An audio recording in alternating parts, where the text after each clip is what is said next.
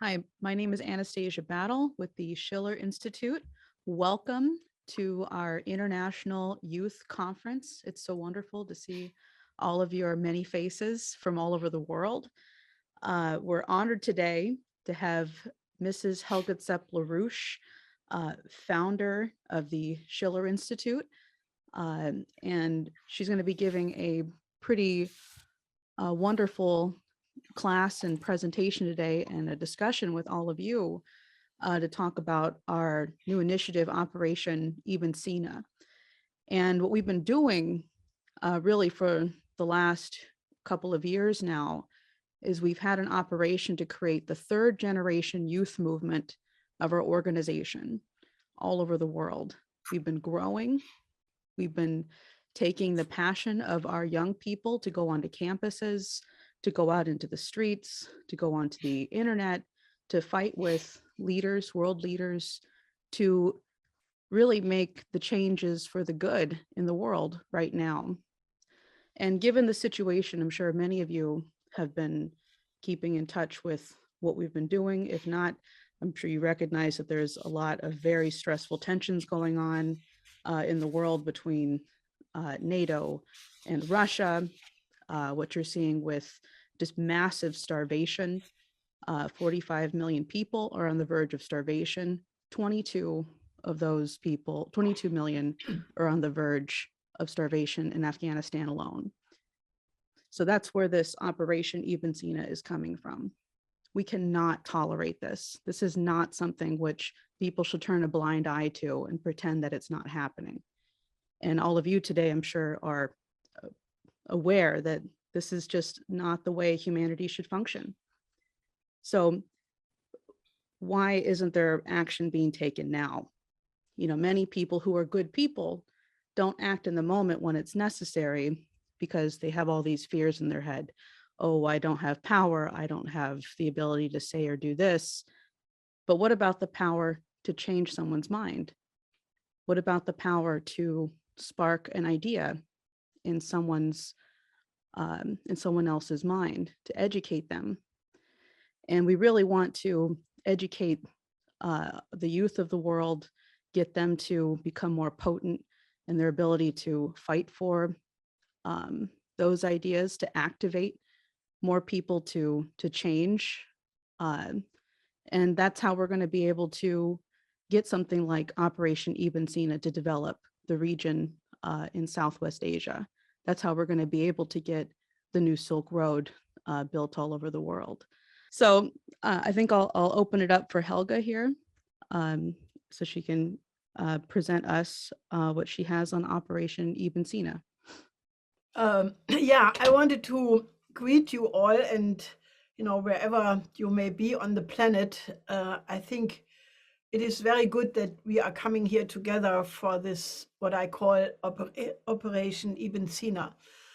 Now, you will see over the course of my presentation why this name of Ibn Sina, who is known in the West generally as Avicenna, and who is one of the absolute towering giants of universal history, why his name is the most suitable, to address what Anastasia just said, namely this unbelievable crisis of humanity which we are confronted with. I mean, we have now since about 2 years a pandemic which is completely out of control. It would not have to be out of control if the rich countries would have, proven to be a little bit more smart, understanding that you can only solve a pandemic when every single country has a modern health system, and that it doesn't help them at all to collect the vaccines and hoard them and then leave the developing countries without it, because then you have exactly what is happening now. You have mutations, Delta, Omicron, and who knows, how many of such mutations will still come. This is why, Ibn Sina is the name for the fight to get a world health system. And, the most obvious situation. I mean, I'm not saying other countries don't need it, but the most outrageous, biggest scandal is the fact that in Afghanistan there is right now the greatest humanitarian crisis on the planet unfolding. And it's not just some catastrophe which came from nature or so. When the Taliban left when the Taliban took over and the NATO troops left in August, everybody knew that 75% of the budget of Afghanistan came from international donor countries. And these monies were cut because they didn't like the Taliban. And that meant that everybody knew that the Afghan um, economy would completely collapse. And now we are 5 months later, and since many months, David Beasley from the World Food Programme and other UN officials have warned that over 90% of the people are food insecure, which means they are starving and they have no access to medicine, and that in the middle of a pandemic. I call this genocide. It is like what happened in Germany around 80 years ago, where then later, when the Nuremberg trials took place, the question was also who knew what when. And now, because of the international media, TV, internet, nobody can say that they could not know. So what is the purpose of this call? And my urgent request to you, the young people, that we have to create a force to establish justice on the planet. And the first place this has to start is we have to change public opinion in respect to Afghanistan. There are these people who say, that the Taliban has to first give the rights to the women. Now, that's the biggest hypocritical argument I have ever heard, because when you have women starving with their children, cannot give milk because they are starving themselves, are freezing to death. And now I want you to show the first 6 pictures. That you can forget about women's rights, because these women are right now dying of starvation, and their children as well. And I want you to look at these pictures one after the other, because you have to be able to take that suffering into your heart and into your mind, and not do what most people do, that they push it out of their mind and say, I don't go there, what do I have to do with Afghanistan? We have a lot to do with Afghanistan. NATO was there for 20 years. The Afghan people have suffered from war conditions since 40 years. And we in the West in particular have an absolute morality, a moral obligation to help to solve this crisis, which would be very easy.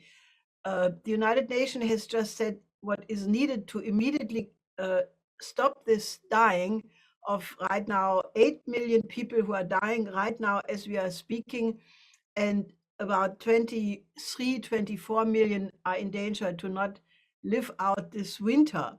It would only require $5 billion. $5 billion. If you think, that is the proverbial peanuts. Think about the trillions of dollars which have been used to save the banking system in the last several years. Think about the 760 billion military budget of the United States alone.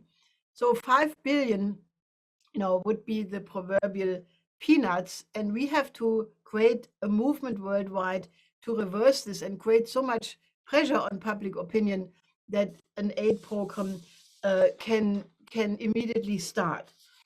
Now, the operation Ibn Sina is called, according to Ibn Sina, who, unlike in the West, where he used to be very famous in the Middle Ages and even in the, up to the recent period, he's very famous in the Islamic world.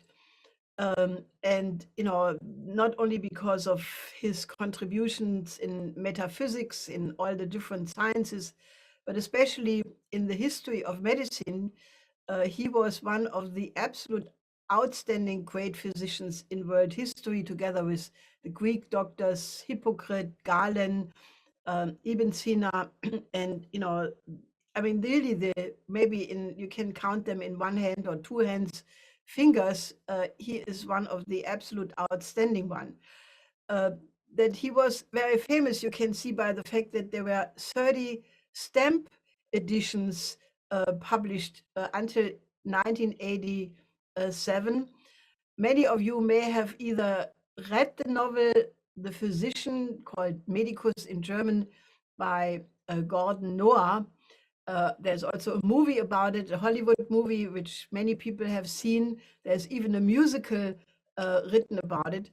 So, it's not that we are talking about some obscure person, but Ibn Sina was, without any question, the central figure in the Arab Islamic philosophy of this period, what is generally called the Golden Age of Islam, which started in Baghdad in the Abbasid dynasty, the Caliphate, which after the collapse of the Roman Empire, where Europe was basically plunged into a dark age and all the great treasures of the Greek classics were essentially lost because the Romans did not pay any attention to the absolutely outstanding contributions of the Greek classics, because they became very quickly an empire which did not consider the intellectual fruits of this period.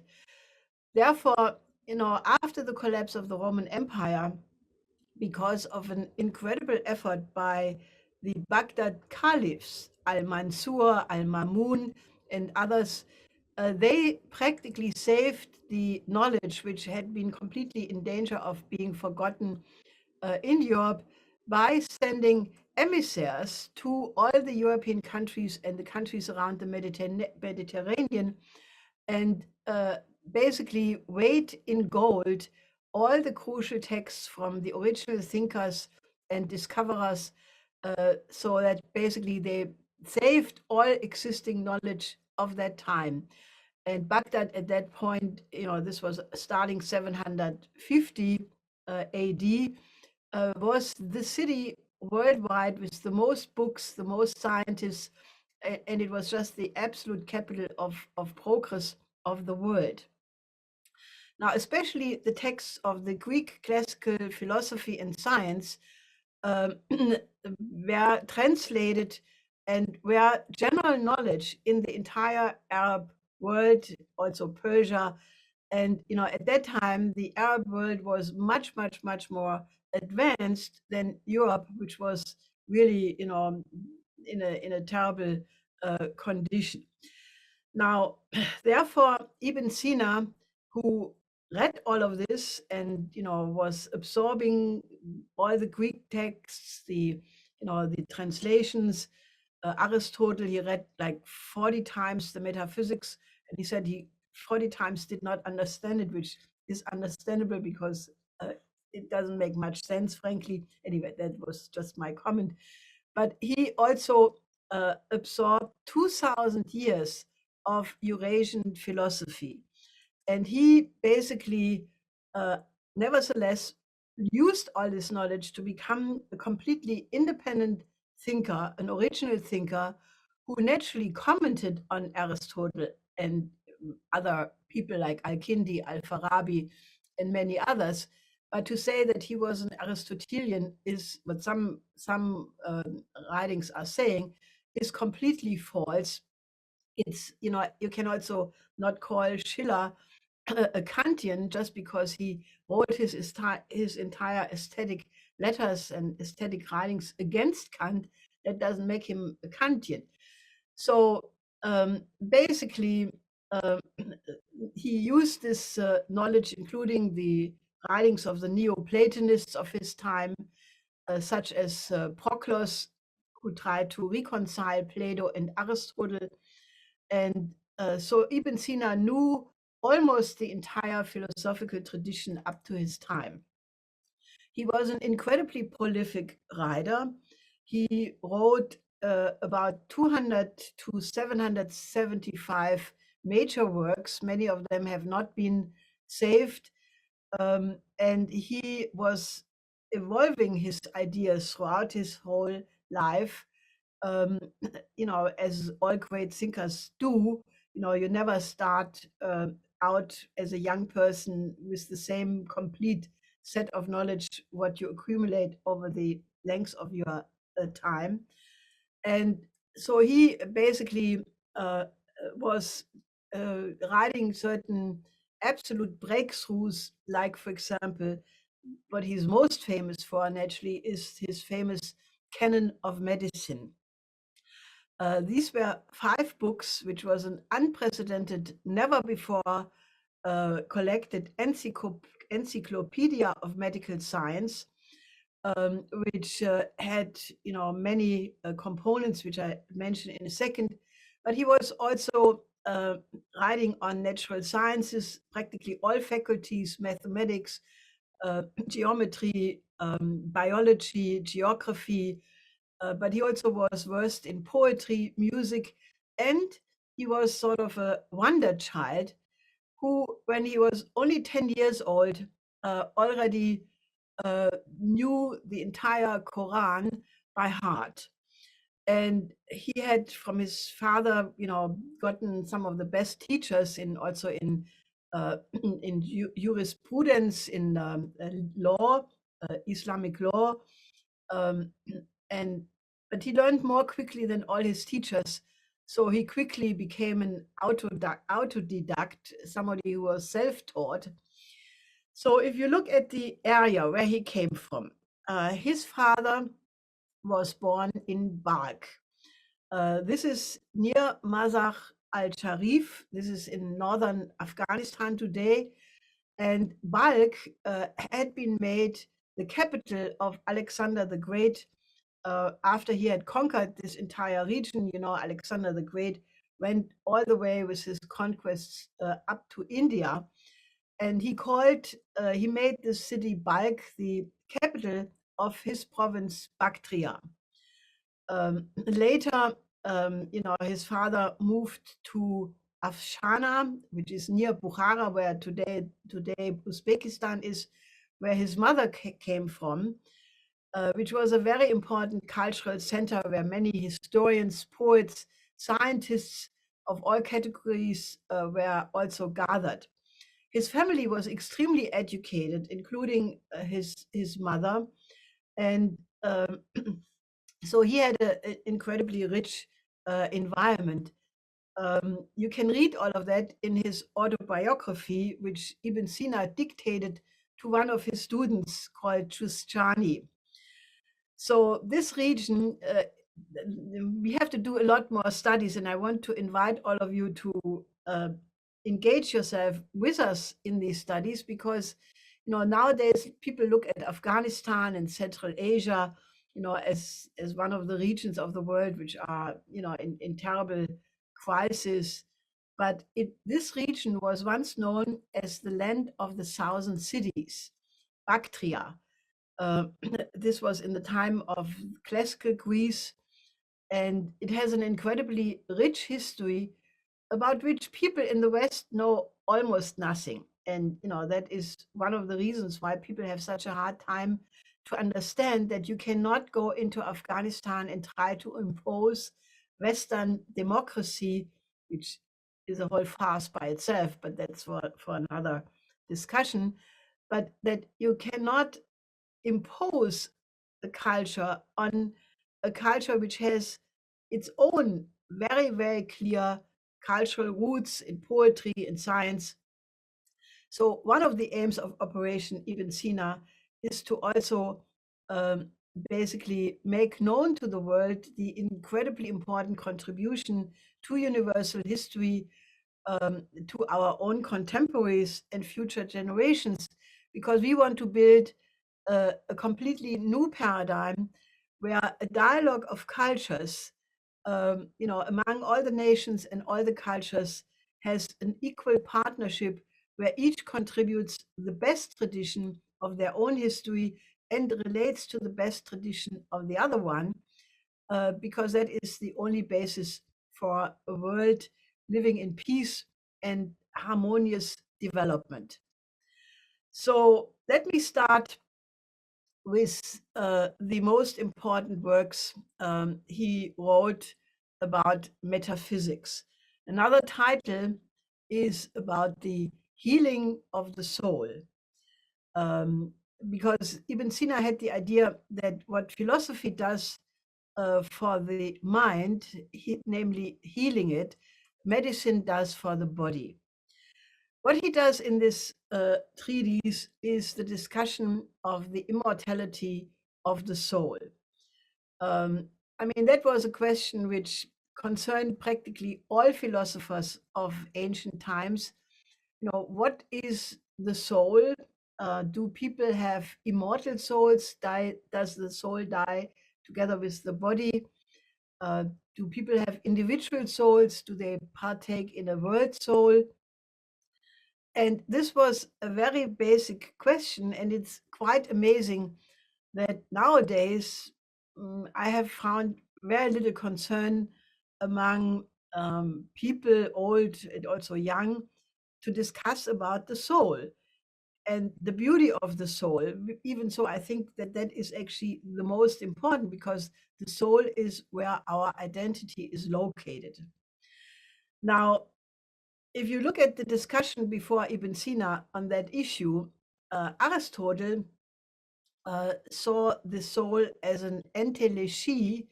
I don't know the English pronunciation of that word. It does exist in English, which is basically that the aim of the soul is the perfection of sort of like an organic body that has the potential to live and therefore is becoming the most perfect of its possible being, but it's not separated from the body, and therefore when the body dies, the soul also vanishes. Now, Plato, on the other side, thought that you not only have the human soul, the world has a soul, the earth, the animals, plants, all have souls, and basically they have to fight their whole life between the intellect that the soul strives to become more and more spiritual, and the senses, because the soul participates in both. The soul is in motion, that is a self-moving process, and therefore it is immortal and indestructible, and it is the soul that breathes life into the body, and death is the separation of the soul from the body. Now, in the Phaedo, that's one of his dialogues, he develops the idea that the soul exists before the birth, and when a baby is born, but in the birth, the soul attaches itself to the body, and then it continues to exist after death. Now, for Plotinus, who was a Neoplatonic philosopher who died 270 AD, the birth is the moment where the soul separates itself from the universal pre-existing soul and is individuated in this particular person. During the entire lifetime, the soul has to struggle to either fall into the indulgences of the sensuous pleasure or rising to the level of philosophy and intellect and never be dragged down to the material world. Now, Ibn Sina discusses the soul and the self-consciousness of the individual, and he uses a very fascinating thought experiment to come close to this idea. It's called the image of the, quote, floating man or the flying man. He says, you have to imagine a fully adult man, about 30 years, who all of a sudden plunges from nowhere into full adulthood. He has no memory of his history. He doesn't remember his childhood or anything else. He's just all of a sudden there. He's suddenly in an empty room, floating, not touching the ground, not touching the walls, just floating in the air. The room temperature is about the temperature of his body, so he doesn't have a sensuous experience through his skin. His legs and arms are stretched out, so he has no sense of touch, like the feet or the hands touching. They are all stretched out. He has no sensation of touching. His eyes are blindfolded. He has no sight. His ears are covered. He has no hearing. He doesn't smell anything nor taste. So he is floating there in midair in total sensory deprivation. And then Avicenna or Ibn Sina asked the question, is this man aware of himself? Now, he basically comes to the conclusion that such an adult man who has fully his intellectual faculty but is divorced from his senses would absolutely have a sense of his self. And because it is opposite and is separated from the senses, it means the soul is not depending on material conditions. Now, with this thought experiment, he tried to solve the century-old question, what is the soul? And does the soul have an existence separate from the body? And his answer is definitely yes. This man would have a sense of self. He would not be dependent on any sensory experience. His soul exists separate from the body, and naturally, such a soul, being immaterial, survives after his death. He says in the Metaphysics, a quote, now it is the cognitive power of the soul that it thinks, and further, that it reflects on its own thinking in a reflective way, and that it thinks again over this second order of thinking reflectively, and through this accumulates relations to others. It builds so in one object different conditions, namely proportions, which according to their power have no end. Thus, it is necessary that these mental forms of knowing, which follow upon each other, have no last link, literally no standstill, with the necessary result that one progresses continually without end. Now, that describes a self-consciousness about one's own self-conscious thought process. So Operation Ibn Sina is therefore, coming from an idea of an image of man in which each human being has this idea of being, a creative person and having an absolute value. Now, therefore, when we say we want to solve this greatest humanitarian crisis in Afghanistan and start with a modern health system, what do we have to do? Now, and why is Ibn Sina the absolute appropriate person to start this effort with? As the Chinese have demonstrated in Wuhan 2 years ago, when they had the first cases of COVID-19 in Wuhan, they closed down the city of 11 or 15 million people and the entire province around it, and put everybody in absolute quarantine. And then they did all the other things, contact tracing, isolation. And they, contrary to the governments in the West, which could not make up their mind, should they, put people in isolation, should they not? And then because people didn't like it, because of their liberal values, they did not. And now you look at the situation where in the United States, 900,000 people have died. In Germany alone, 115,000 people have died. In China, not even 5,000 people have died in a population which is more than 4 times bigger than that of the United States and more than 12 times bigger than that of Germany. So which policy was used and what was the most effective measure against pandemic? Quarantine. Now, who has first developed the concept of quarantine? It has been introduced the first time by Ibn Sina.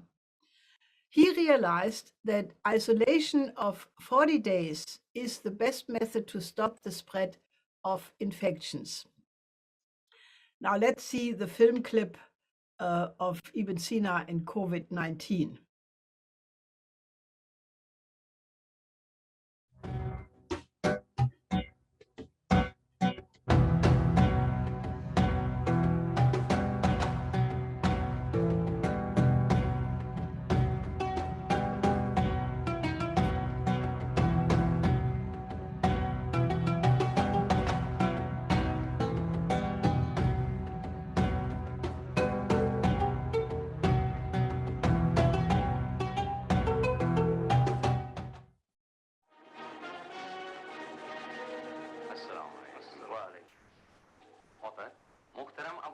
بیرونی خیرده turadilar. Ilm ma'rifat charog'i berunining hovlisi ana u yerda.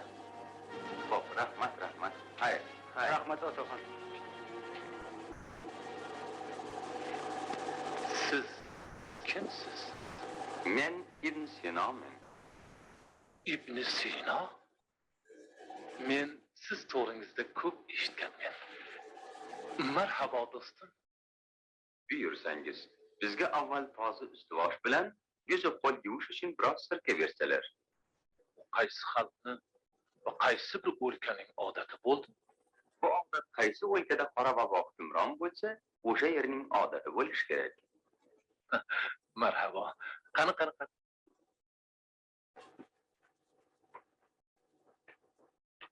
Hurmatli Ibn Sina, bu mash'um qora vaboni davosi bormi? Davosi bor. Buning uchun eng avval odamlarni qora vabo vahimasidan qutqarmoq kerak. Hamma gap qo'rqmaslikda. Balki qora vabo odamdan odamga yuqadi.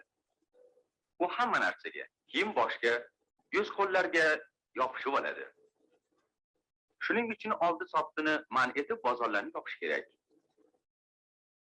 Vaqtincha masjidlarni ham berkitish kerak.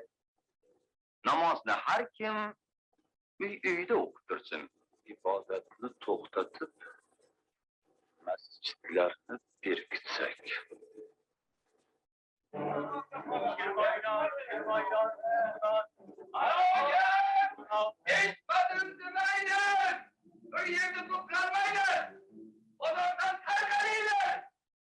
Savdarlar mollarni uymo'yi yurib topsinlar.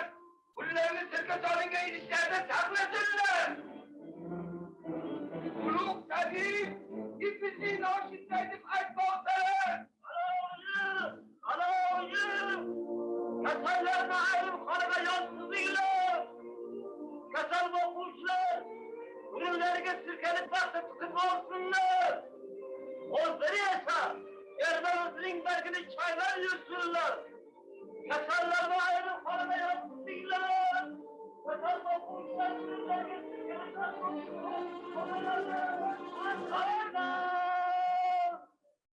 Bozorda, masjidda to'planmaysizlar. Masjidda har bir kasal kishidan 100 odam bemor bo'lishi mumkin. Har kim namozini o'z uyida o'qigan. Hakim Sodiq Ibn Sina ana shunday deb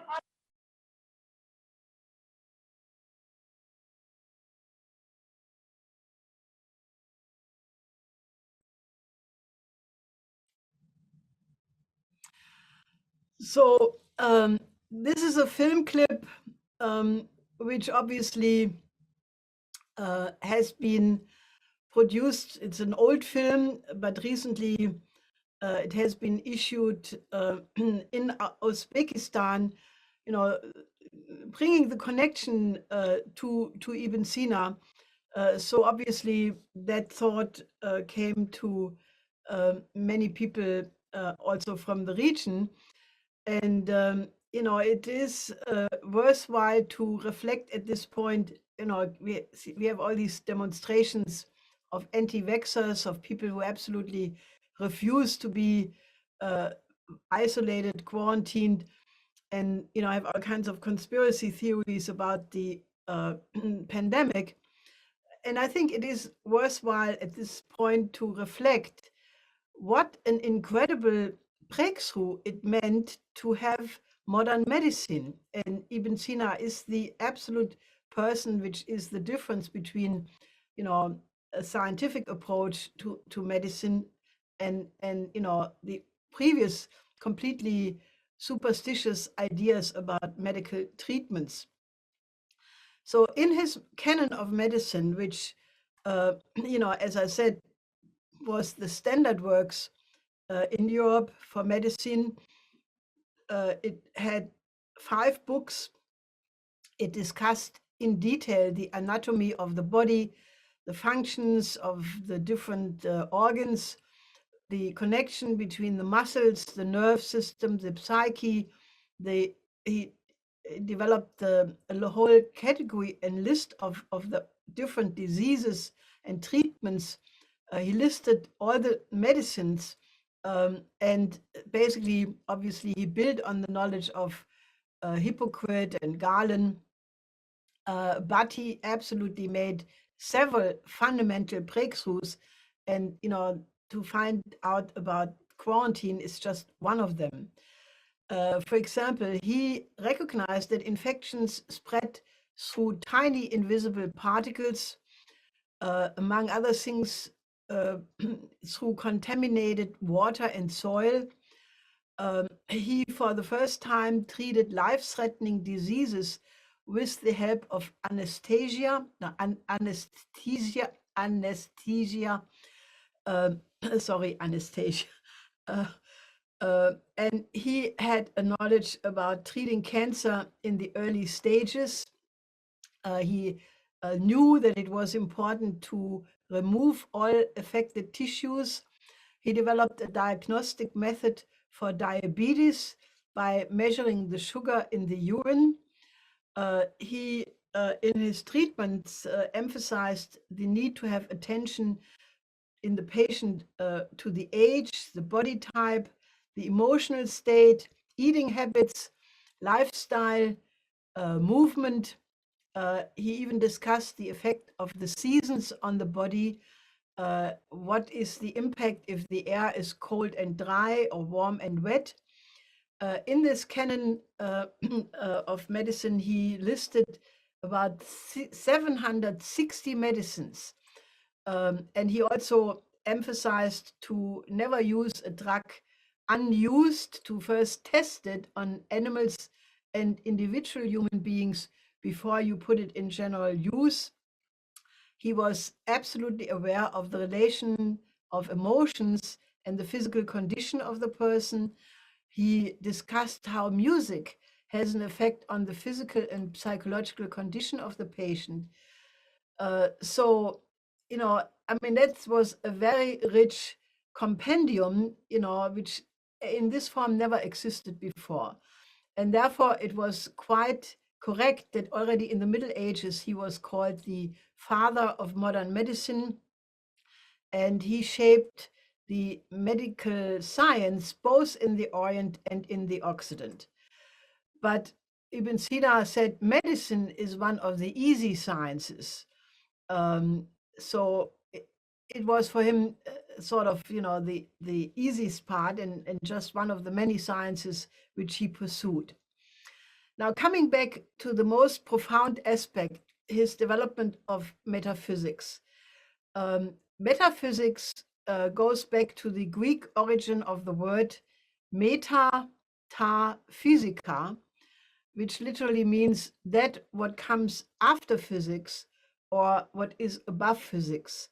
metaphysics as the first philosophy, or as it also is called, as an ontology, which discusses the question of being as such, esse, being, existence.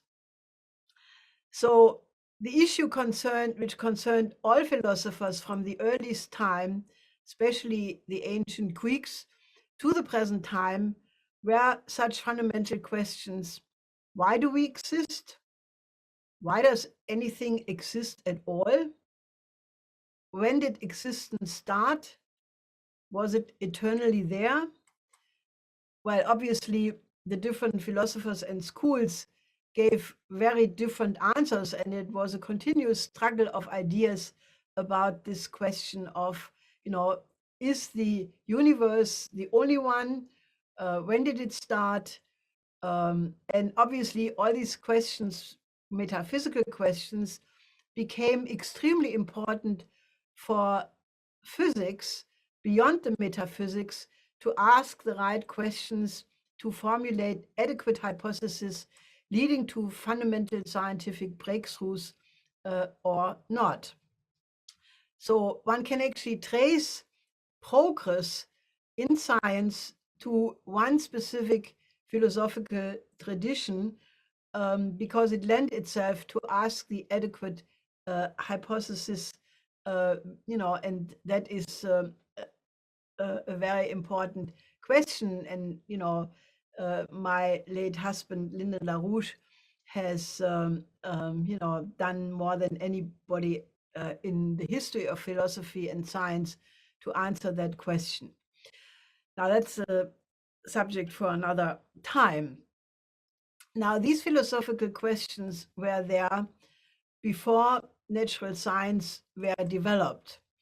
And Ibn Sina developed a new conception which did not exist in Aristotle and the followers of Aristotle, which are called the Peripatetics, nor in Plato and the Neoplatonics after him. This conception is what he calls the necessary existent. He maintains that there is only one unique being, that all which exists is in a necessary way, that this unique being is the only one which exists out of itself.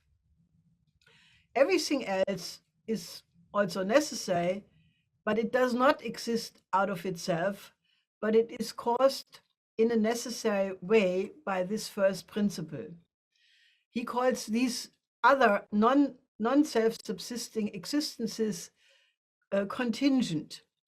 It is the creative principle, the necessary existent, that is above all creation, that can never create a second existence that belongs to the same level of existence like itself.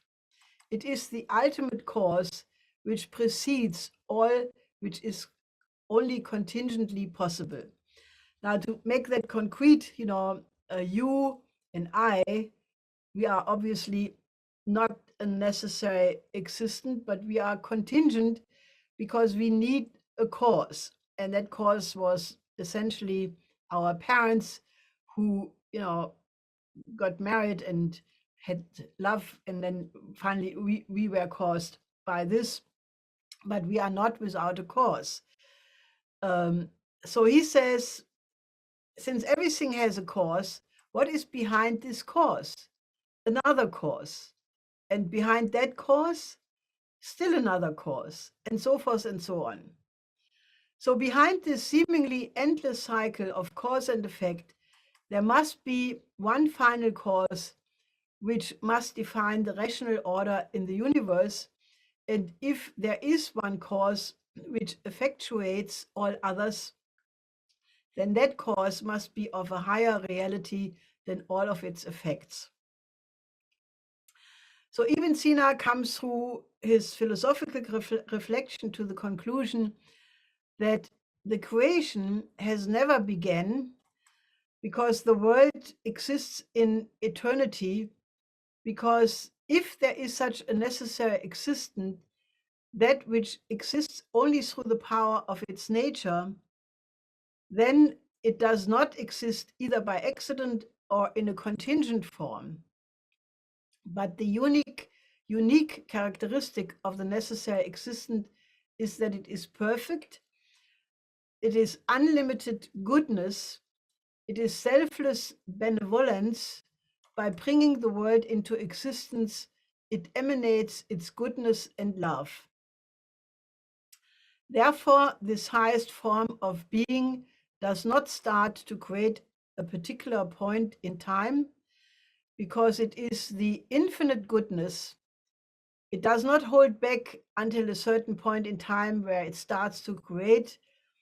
It is unchangeable. It is not a potentiality which then decides to come, to start to create the process of creation. Ibn Sina says it does not make sense that this highest being is first inactive and then decides suddenly to start its creative activity. For such a potentiality, for such a possibility, there is no reason, because the necessary existent is the only existent and also unchangeable. So what would be the reason for it all of a sudden to start its creative activity? It also does not make sense to assume that the necessary existent was there before the creation, because that would assume that it is only temporary, while in reality it is outside of all time. Therefore, in his view, the world is there in eternity, a continuous revelation of the goodness and charity of the Creator, of Allah. The necessary existent as the first existing cannot be a multitude. It is simple and it is not material. It is entirely mental, intellectual, spiritual, as the movement principle. And Allah does not create all the lower forms of existence.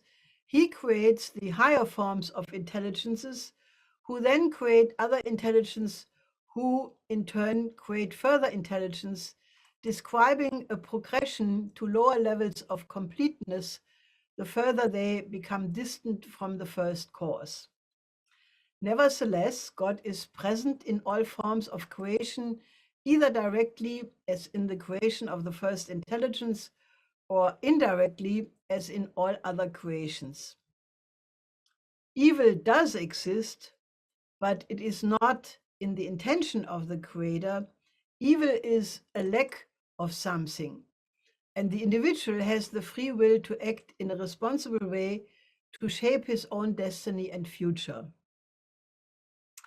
This creation theory is what is the fundamentally new in the metaphysics of Ibn Sina, and it is very different from Aristotle and also the Neoplatonics, because it implies that God has transferred his power of creation to his creatures, namely mankind. And this is the main reason why Ibn Sina, an Islamic philosopher, was accepted so widely in the thinking of many European medieval thinkers, while he was fought by some of the Islamic philosophers such as Al-Ghazali and Averroes. But in Europe, where his works were immediately translated in the 12th century into Spanish, into Latin, such important philosophers as Thomas of Aquinas, who quoted Avicenna, as he was called now in Europe, 400 times in his works, and also Albertus Magnus in the translation schools of Toledo in Spain, as well as in the era of Frederick II of Hohenstaufen in Sicily. And the church fathers found his philosophy in great affinity with Augustine, and the French philosopher and historian Etienne Gilson, who lived from 1884 to 1978, he even coined the notion of Augustinisme Avicenissant. Augustinisme Avicenissant. I hope I pronounced this halfway correctly. Now, this is very fascinating because Augustine, who lived from 354 to 430 AD, who is one of the absolute founders of Christian, a specific Christian tradition in Europe, he had insisted that there is no contradiction between faith and knowledge, as compared to those people who say that only the revelation, faith, is what counts and it's completely separate from knowledge. And what Augustine cited as the proof that there is no such contradiction between faith and knowledge, he pointed to Plato, who lived from 428 384 BC, that he already found almost 4 centuries before Christ came on earth with the revelation and Christianity, came to the same conclusions about the creation of the universe, the nature of man, and therefore, one could arrive both through revelation as well as through philosophy and knowledge to the same conclusion. Now, this is a very important tradition because it is that which makes reason possible, and that is what many great philosophers and scientists found, like Kepler, who was a absolute religious person, Nicolaus of Cues being an obvious other one, and many others, as compared to those people who insisted you have to be an absolute materialist to come to these conclusions.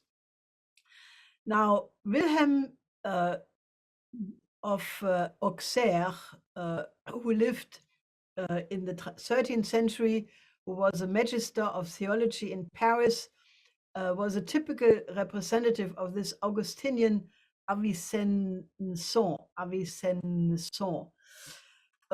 He was very much focused on this idea of God's revelations expressed through Avicenna speculations about the active intellect through which the process of creation continues. With other words, not a God who creates the world and then becomes sort of passive, but that it is this continuous intervention of the active intellect which keeps driving the process of creation forward.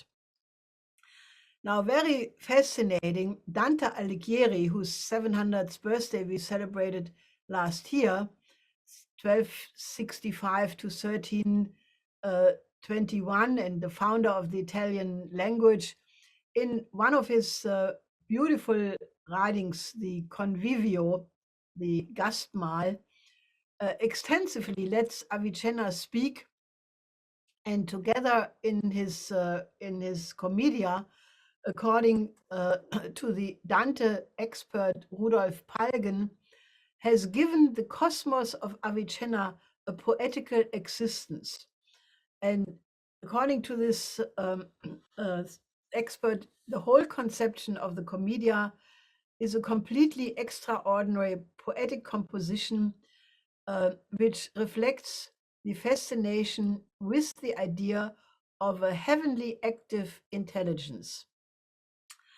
The damned in the inferno, in hell, are those who have lost the il ben del intelletto, the asset of intellect, which is higher than the understanding, the separation of senses, understanding, reason. It is this higher asset of intellect, which is what the people in hell lost. They may have still understanding, because evil people still can be understanding, but they are in hell because they lost exactly that highest quality of the creative mentation, you would call it in nowadays words. Another one who was absolutely fascinated with Avicenna was Marcilio Ficino, who was one of the Platonic teachers at the Platonic Academy in Florence, which obviously played a decisive role in the Italian Renaissance. And this was what revived Plato, who was lost for 1700 years in Europe, and which was brought back to Italy by Nicolaus of Cus and his friends from the Greek Orthodox Church when they came to the Concile of Florence. So this Ficino called Avicenna the divine. Now, before that, Nicolaus of Cusa himself, you find quotes of Avicenna throughout his works. In one of his earliest sermons, the sermon number 2, he quotes Avicenna. Then in the Docta Ignorantia, in the second book, and also in the Apologiae, the Docta Ignorantiae, which is the defense of the learned ignorance, he basically quoted Avicenna in a very, very positive way all the time. And if you ever go to Bernkastel-Kues, which I can only advise you to do, and when you are lucky, I will take you there for a tour, then you will see that he had in his library a lot of Avicenna's writings in his possession, and he admired Avicenna very, very much. Now, Nicolaus agreed with Thomas of Aquinas and his reflections on Avicenna that the human mind comprehends the transcendental notion of being before the concretization of individual things as such. With other words, that the mind has a sense of grasping the essence, the being, before grasping concrete matters as such. Now, Nicolaus in De Pace Fide, about peace in religion, one of his beautiful Platonic dialogue about how to have a dialogue among the different religions to arrive at peace, he made a reference to Avicenna, which is very important, namely that Avicenna, when he talked about the happiness people will experience in paradise, is spirituality. The happiness one finds in the knowledge of God and truth, and not the earthly joys. Some commentators, also of the Quran, had emphasized, which obviously is a much higher conception about what happiness represents. Now, Cusa's conception of man as an instrument of God, creating being the instrument of God by continuously carrying on the process of creation through the creativity of man, as this is expressed in Cusa's notions of imago, viva, de, the living image of God, and the vis creativa, the creative power, which is inherent in every human being.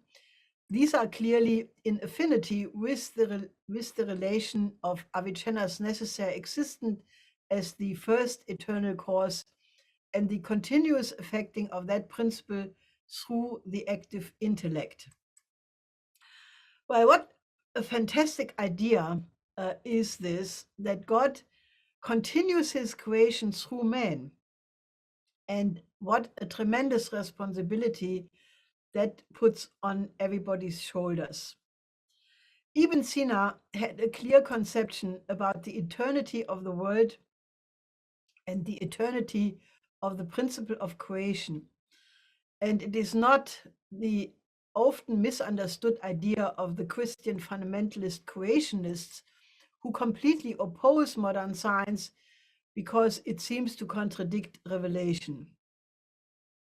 For Ibn Sina, the process of creation did not start at one point, because that would have meant a sudden change in God's nature. But since the character of the highest being is pure goodness, it is part of the essence of continuously to create other beings, Seiende in German. If this highest being, would have all of a sudden started to create, there would have been a change in its nature, and that is excluded by definition, because then it would not be the highest being. Interestingly, did Thomas of Aquinas think that the eternity of creation was compatible with the divine freedom? God could have decided to create the world from eternity. Before Ibn Sina, there was, and that basically would solve the problem of being in contradiction to the revelation that God created the world in 7 days and that it had a beginning. Because if God decides to create the world from eternity, then that resolves this supposed conflict that there was a beginning of creation. Before Ibn Sina, there was a Christian philosopher in the 9th century with the name of Johannes Scotus Eriugena, who in his writings, who unfortunately became very little known during his lifetime, basically had a similar approach. And when later philosophers tried to refer to him, he was condemned by Pope Honorius III as a heretic. So there was no significant influence on the following thinkers, therefore. So that, in a certain sense, was, a development in the same direction, but it didn't have a influence. So all the more amazing it is that Avicenna was absorbed practically without ever having been condemned by the church.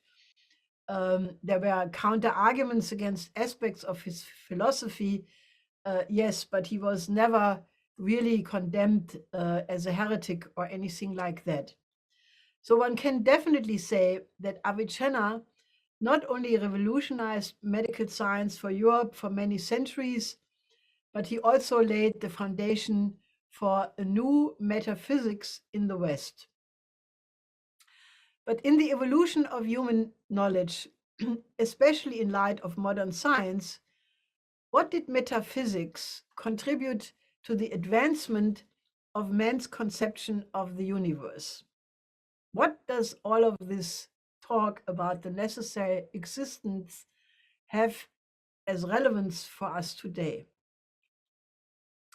On Christmas last year, on the 25th December, which just passed, there was the successful launch of the James Webb Space Telescope, which will be fully operational in June of this year. And on the 8th of January, just a week ago, it swung the last of 3 18 hexagonal mirror segments into position, locking them together into a 6.5 meter wide, quote, cosmic eye. It is supposed to reach its final location, a gravitationally stable point in space known as the Lagrange 2 point, on January 23rd, in 8 days from now. The telescope will look back in time as much as 13.5 billion years. It will study astronomical phenomena such as the most distant galaxies in our universe. And what will it find out? And now please show the clip, the 29 days on the edge. This is a science mission on par with Apollo missions, Space Shuttle, International Space Station, and Hubble missions. For nearly 2 decades, thousands of people around the world, many spending their entire careers, built the James Webb Space Telescope. And it all comes down to this.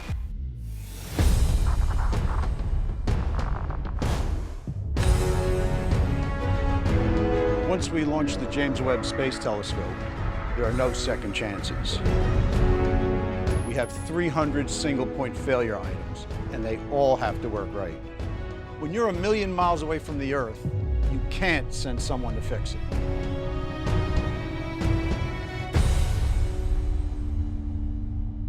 We've never put a telescope this large in space. We want to see distant parts of the universe humans have never seen before.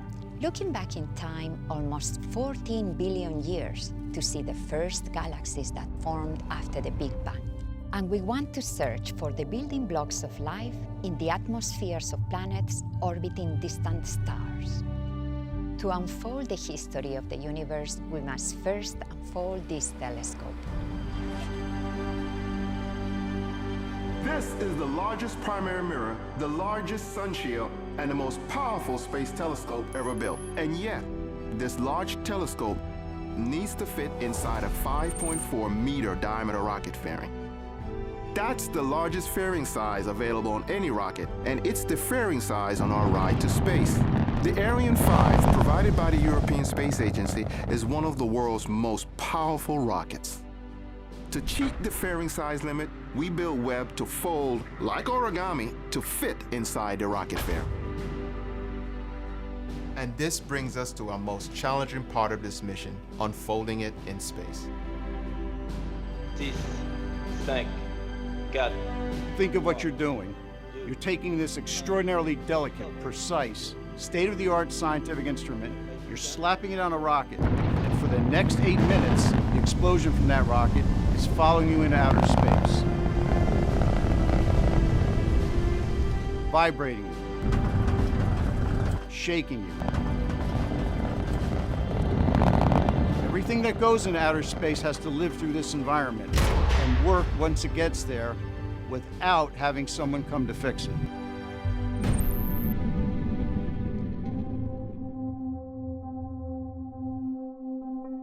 Two weeks. That's how long it will take to fully deploy the Webb telescope. We can take longer if we need to, but those 2 weeks after launch are going to be nail biters. This is the Mission Operations Center at the Space Telescope Science Institute in Baltimore. Those 2 weeks after launch will be like our Super Bowl, World Cup, you pick the analogy. Years of training comes down to these moments.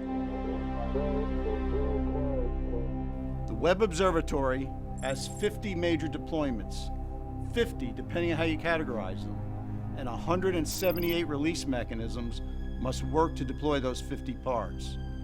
Every single one of them must work. Unfolding Webb is hands down the most complicated spacecraft activity we've ever done. Then again, nothing about Webb is easy. We've never done any of this before. There's nothing simple about sending anything into space. You can't do it without taking risks. This mission is squarely in new spacecraft territory. Webb is the perfect example of science desire driving engineering capability to new frontiers. Webb's unique design was born from reasoned engineering to accomplish its science goals.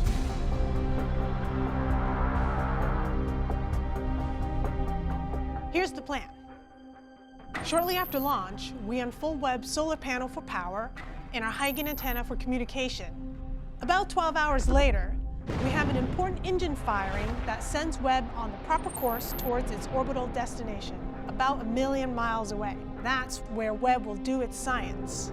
Webb will be moving so fast, it passes the moon's orbit in 1.5 days, half the time it took Apollo astronauts to reach lunar orbit. First, we lower the sunshield pallet, then raise Webb's primary mirror and instruments away from the sunshield. The solar wind will push us around with the sunshield open, so we'll unfold a trim tab to help keep us stable. We got these huge, iconic, golden segmented mirrors that will help us deliver amazing new images from the cosmos.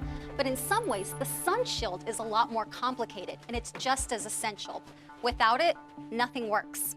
Here we've got 5 sunshield layers, or approximately 8,900 square feet, almost the size of 3 tennis courts, a very thin Kapton material, about 1 to 2 thousandths of an inch thick. Making them go where you want them to go in 0G is extremely challenging. The sunshield shades the telescope from the heat of the sun, Earth, and moon.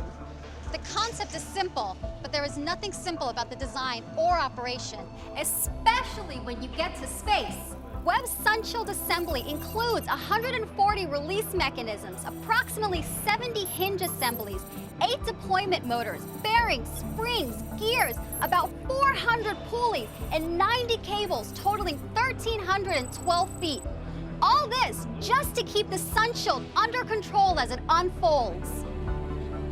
First, we release these special restraints that protect the Sunshield during launch. They roll out of the way, but not all the way until we are ready to deploy aside. Next, we release a set of covers over the core region. Now comes the critical point. All 107 Sunshield release mechanisms need to fire on cue. 107. They free the 5 Sunshield layers, allowing them to extend as the mid-booms deploy.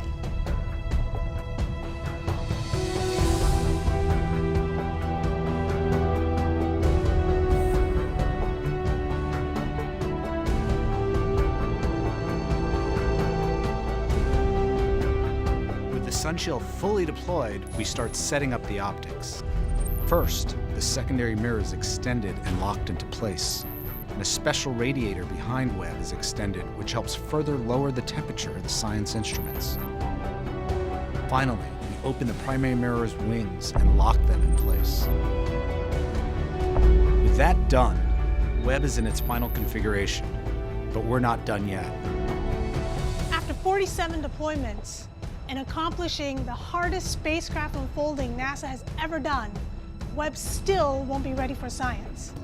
While the instruments cool, we'll control motors behind each of Webb's 18 mirror segments, the secondary mirror, and the fine steering mirror located inside the center of the primary mirror. We'll precisely align the mirror segments to form a perfect mirror.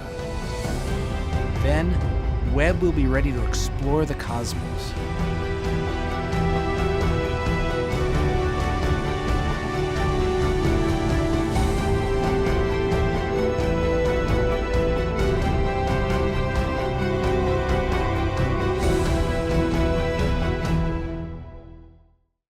This will be in place by June, and then we will find out what happened in the last almost 14 billion years, and we will find out, is the theory of the Big Bang going to be confirmed?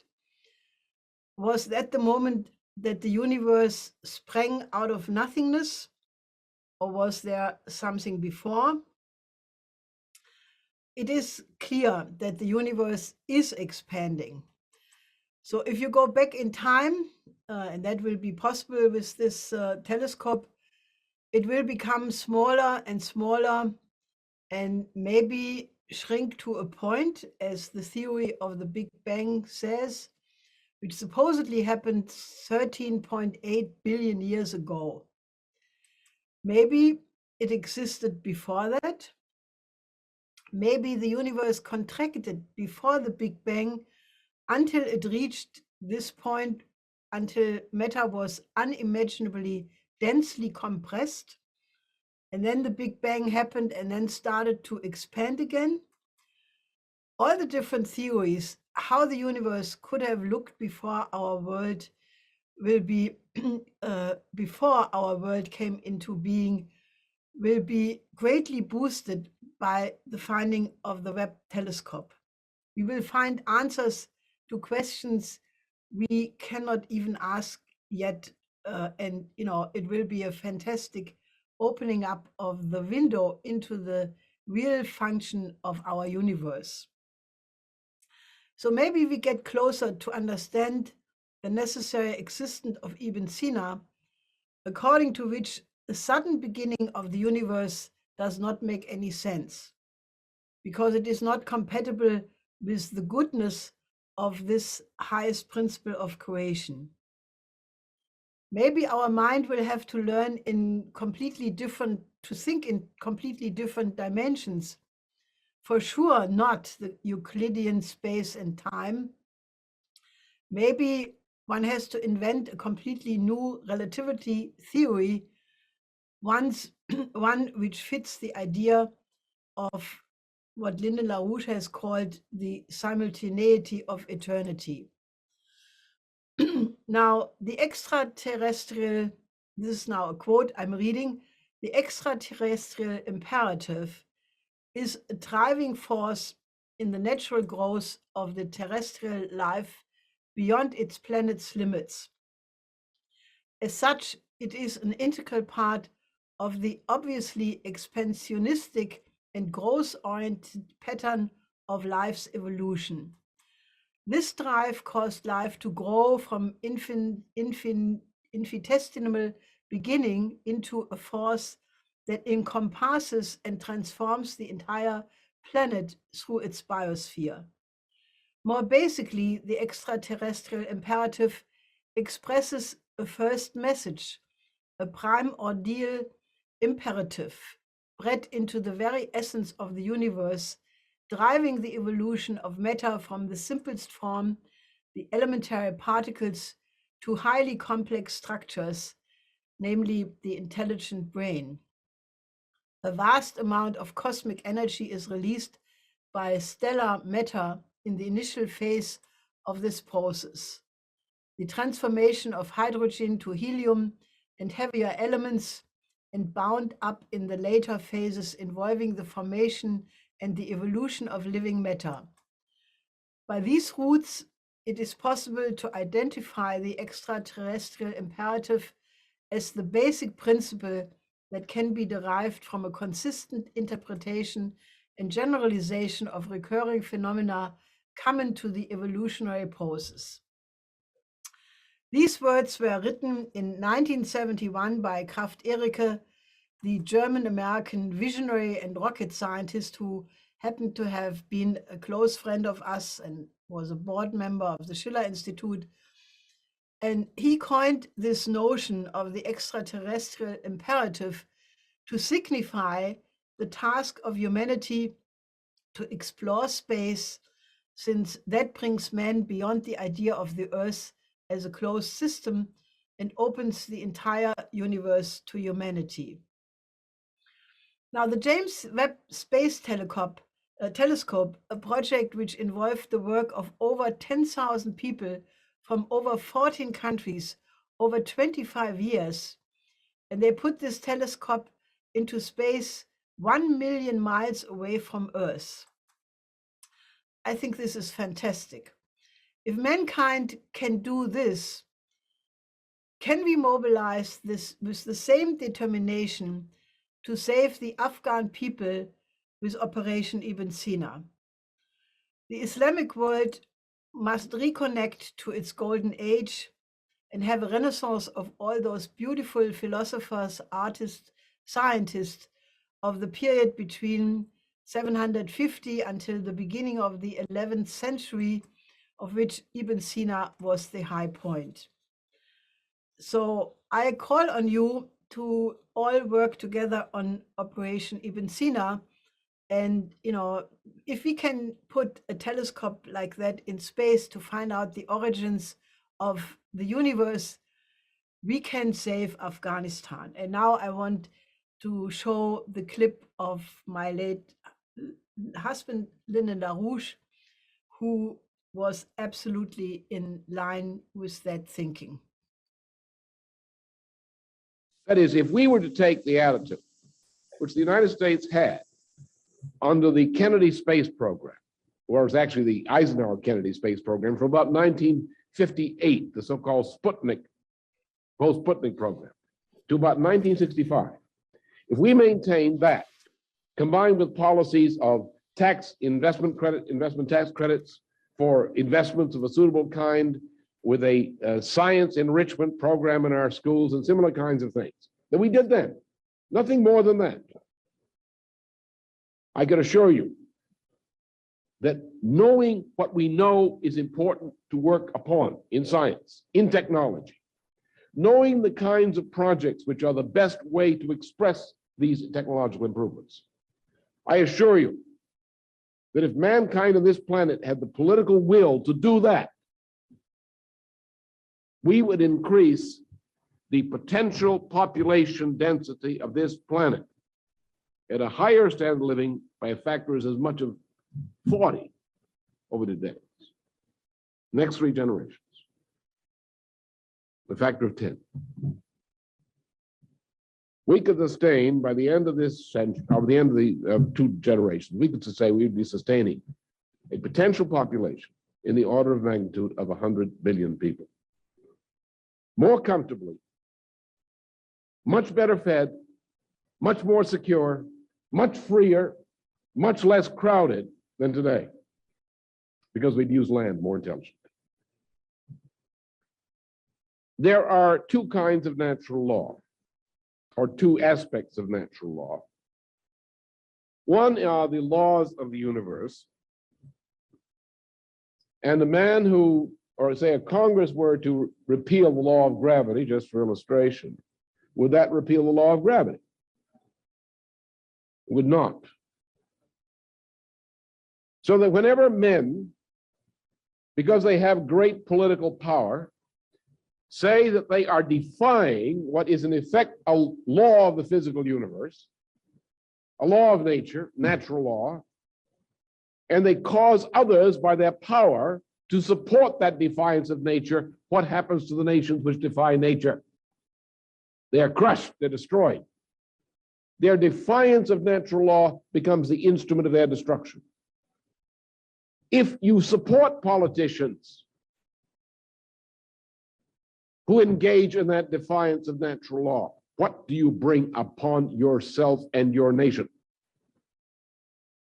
You become an accomplice, you enforce that destruction, you bring about the destruction of your nation, your family, of everything. That in order to deal with the kind of crisis which confronts us, we must look within ourselves and find a value within us so precious that if we spent our life to defend that value, we would have thereby gained our lives, because we had gained the purpose of our mortal existence. Now that's what a soldier ought to carry into battle is courage, not patriotism, but that. Not patriotism as the abstraction of a flag, not patriotism as a racist concept, not patriotism as in any other of these symbolic senses, but patriotism in the sense which we ought to have in the United States, but we're pretty much estranged from. To know what Ben Franklin and the others represent. It's a system of representative self-government under natural law and under law governed by natural law. That to imagine the horror of having once known such a form of self-government, to imagine living under slavery, which is not only a material oppression, but a destruction of the very soul of one's children. And there lies upon us then, and how we respond to that challenge, the moral responsibility for the fate of hundreds of billions of souls who, in all propriety, should be born in the time to come.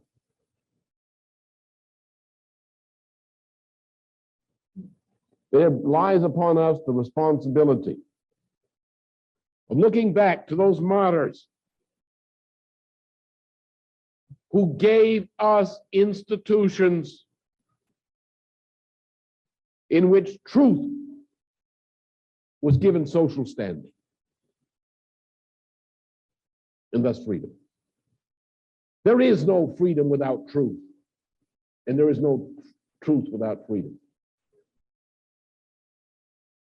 The right of an individual, informed by right principles, to come to an opinion based on reason, not arbitrary opinion, but based on careful employment of reason. And the right of that individual to stand up and say, this is what I believe, unless I am persuaded to the contrary by reason. That is freedom. If the entirety of society disagrees with you, so what? You have the right, as long as you're guided by reason, and as long as you will submit yourself to correction of your opinion by reason, that is the right to assert an opinion contrary to the majority of society around you. That is freedom. A democratic society, as Project Democracy and the Congress defines it today, is the most horrible abomination imaginable, against which the founders of the United States warned. Democracy is the worst of all evils, the worst of all tyrants, because there is no worse tyrant than in the irrational mob, the lynch mob. Democracy, as they define it, is lynch mob democracy. Just don't have the wrong color of skin or the wrong color of opinion, under which the individual has no right but the right to agree with what appears to be majority or ruling opinion. And if the mob changes its opinion, you tear off your clothes and put on the clothes it puts on, and so forth and so on. A society of fads and insanity with no moral purpose, no character, and no ability to reason. The defense of the individual who wishes to reason, who wishes to be governed by natural law and reason. That is the most sacred duty of society, the defense and nurture of such individuals. And a society which does not fulfill that mission is unfit to exist. A form of government which does not serve that purpose is not fit to exist, because it does not protect the most precious part of human society, the development of the powers of reason in the individual.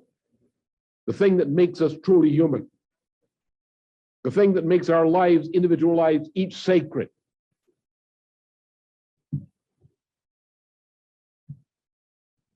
And that's what is at stake.